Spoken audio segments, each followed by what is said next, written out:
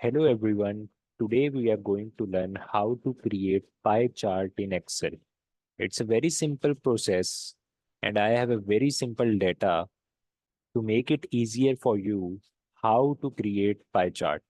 So for creating pie chart, you have to click anywhere in your data, go onto the insert tab, and here in the charts group, you can see the option of pie or donut chart here.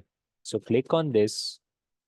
And here, any type of pie chart you want to create, you can create from here. So for now on, I am selecting the simplest type and this is two-dimensional pie chart. Here you can see the food, housing, transportation, all the categories have been divided into pie chart color-wise. And the color schemes are showing below that blue color refers to food, orange color refers to housing, and so on.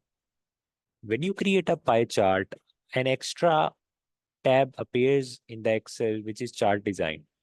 And from here, you can select your selected design, which is more appealing to you. So Excel is giving multiple options and you can choose the best style, which is the most suitable for you. So I am choosing this one. You can choose whatever you prefer.